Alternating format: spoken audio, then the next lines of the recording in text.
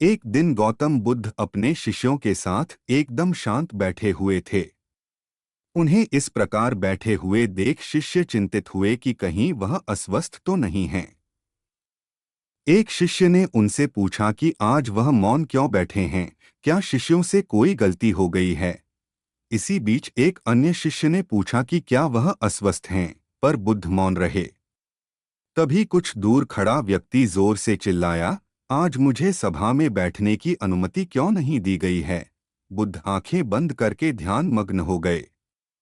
वह व्यक्ति फिर से चिल्लाया, मुझे प्रवेश की अनुमति क्यों नहीं मिली। इसी बीच एक उदार शिष्य ने उसका पक्ष लेते हुए कहा कि उसे सभा में आने की अनुमति प्रदान की जाए।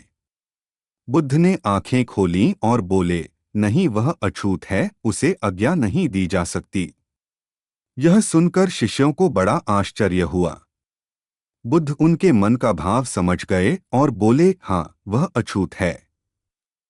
इस पर कई शिष्य बोले, हमारे आश्रम में जात पात का कोई भेद ही नहीं, फिर वह अछूत कैसे हो गया। तब बुद्ध ने समझाया, आज वह क्रोधित होकर आया है।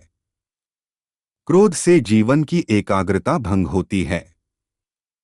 क्रोधी व्यक्ति प्राय मानसिक हिंसा कर बैठता है, इसलिए जब तक वह क्रोध में रहता है तब तक अछूत होता है। इसलिए उसे कुछ समय एकांत में खड़े रहना चाहिए। क्रोधित शिष्य भी बुद्ध की बातें सुन रहा था। पश्चाताप की अग्नि में तपकर वह समझ चुका था कि अहिंसा ही मनुष्य का महान कर्तव्य व परम धर्म है।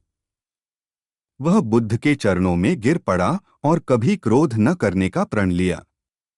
शिक्षा आशय यह है कि क्रोध के कारण व्यक्ति अनर्थ कर बैठता है और पश्चाताप उसे बाद में होता है, जिसका कोई लाभ नहीं मिलता। इसलिए हमें क्रोध नहीं करना चाहिए। असल मायने में क्रोधित व्यक्ति अछूत हो जाता है और उसे अकेला छोड़ देना चाहिए। क्रोध करने से तन, मन और धन तीनों की हानि होती है। क्रोध से ज्यादा हानिकारक कोई